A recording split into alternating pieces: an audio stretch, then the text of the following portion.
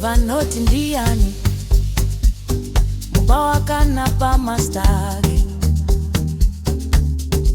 paunodrope ridimi vanomuka vakadzine vakwegura waile soft pamike yeri yese anozununguka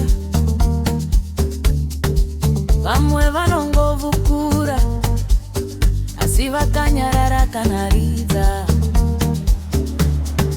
waile soft ndiye mudara wemangoma vamwe vose vari kungovata maredhiyo waile soft ndiye mudara wemangoma vachiri kudzidza staili yacho waile soft ndiye mudara wemangoma unomumbata kupi haperi madeya waile soft ndiye mudara wemangoma vamwe vakomana vari kungotsvaga formula vakuru vari kumusha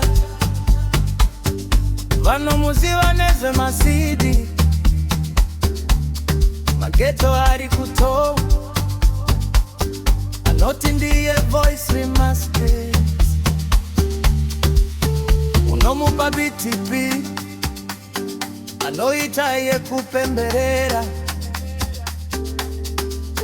ukamuisa pasteji papo vanoziva kuti gemberepera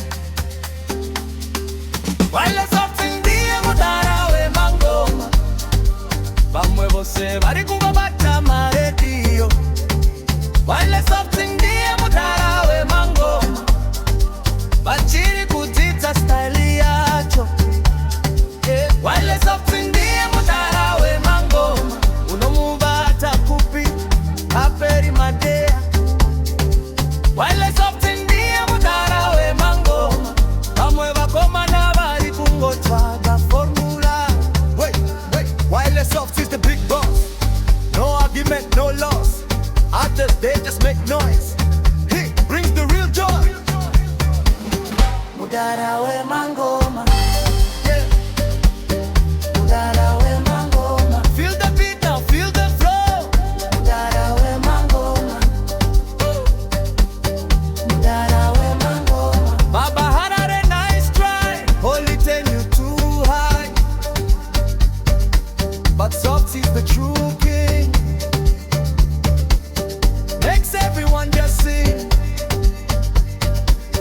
mudara wemangoma mudara wemangoma Feel the beat now, feel the flow. mudara wemangoma Oh. From the streets to the club, his music a big hub. Everywhere you will hear, no more doubt, no more fear. mudara